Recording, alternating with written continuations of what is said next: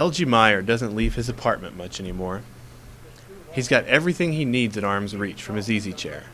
His television, his telephone, his window out to the world. He's 96 years old, needs a walker to get around, and can't hear most people when they talk to him. But his mind is sharp. He remembers names and dates with ease. Stories come to him in a flash, and he tells them with the passion of a man half his age. Hey, my friends, for years, since I've traveled a while, they called me Long Gone. So LG was Long Gone was my nickname, and I still have some friends that call me Long Gone Meier. Once in a while, Meier wanders down memory lane, which often involves a trip through a tiny campus and a fledgling college newspaper in Arlington, Texas. As far as anyone knows, L.G. Meier is the oldest living Shorthorn alumnus. He was the business manager in 1929, when the paper was celebrating just its 10th anniversary. Went to a meeting out there. There was only 3 of us from the same year that I was as president. I doubt, I imagine they're the 2 are gone by now. I bet I'm the last of the 29 graduates out there. Meier keeps a pair of clip books close by. The binders struggle to hold the decades and decades worth of photos, letters, and other artifacts. They're chock full of memories. In the middle of one book is the label Intact Days. That's a tribute to his college years. He was in the glee club, on the football team, on the golf team. And like most students at North Texas Agricultural College in 1929, he lived in campus housing and rarely ventured out too far. But the cadets at Intac weren't entirely immune to the temptations of the outside world. When I was in the dormitory, in my second year there was a woman who lived across the street from the dormitory with 2 little kids that made a living by taking in washings from the students. And she sent the little boy over there to the dorm with a little red wagon and gather up the clothes and take them over to her house. And in addition to listing our clothes, we'd put in how many bottles of home brew we wanted. This is a fact.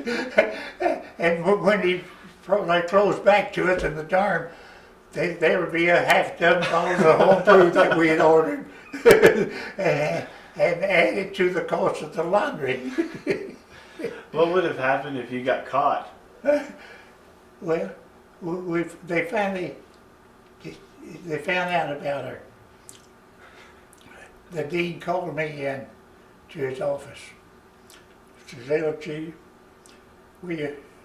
he relayed, said, I hear that lady that do yours washing is selling home brew to the boys. Hey, I'd like to get some boy to pose, go out there and buy some with some couple of officers' head out in the bushes." I said, "Dean, I'm not that kind of a man. You're talking to the wrong man." I said, "I'll admit that I buy home brew from her. But I said, I wouldn't pull a thing like that because I'm the one that's as guilty as she is." And you know what? That made the biggest hit with the dean that I ever saw. As a teenager in the East Texas town of Mount Pleasant, Meier worked in his father's bakery. That experience paid dividends when he enrolled at Intac in 1928. Dean E.E. Davis instructed the manager of the campus's eatery to pay Meier twice what the other student workers made, a whopping 50 cents an hour. But food service wasn't Meier's calling. A good student, he was appointed as the Shorthorn's business manager by his dean. But it surprised me when they came up with the fact that they want me to take over the Shorthorn. And so evidently I did a good job from what they say that later. The Shorthorn business manager had the job of selling ads for the newspaper. But Arlington was a tiny hamlet in 1929, so Meier had to look to Fort Worth and Dallas. Problem was, like most teenagers in the 1920s, he didn't own a car. They furnished me with a mailbox over there in Fish Hole, where I got my mail for the Shorthorn, and of course I called on stores in Dallas and Fort Worth both. I hitchhiked across and to talk them. When I was going to Fort Worth, out on the highway there in Arlington, my man picked me up going to Fort Worth, and he wanted to know what I did. I told him.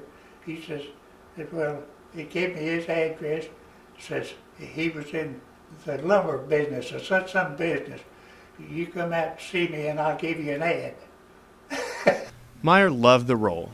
He stayed at the paper until he graduated from INTAC, then a 2-year school, in 1929. He enrolled at a half-dozen universities after his INTAC days, but never earned a bachelor's degree. He used his Shorthorn experience to land a job with a publishing company, his lifelong career, selling their magazines throughout most of the western United States. The library boasts his artifacts, as does the current newsroom. Meier's son, Art, has the rest of his stuff, including every issue of the Shorthorn published in 1929. One time when my son from San Antonio was up here, since he was a graduate out there, I gave him my bound copy of the Shorthorn with my name printed across the top, the bottom of the business manager and the year that I was business manager. I gave it to him, and he took it back to San Antonio with him. What L.G. Meier goes on these days are his Shorthorn memories. They are crystal clear, and they get him by. And every once in a while, it does him good to talk about it.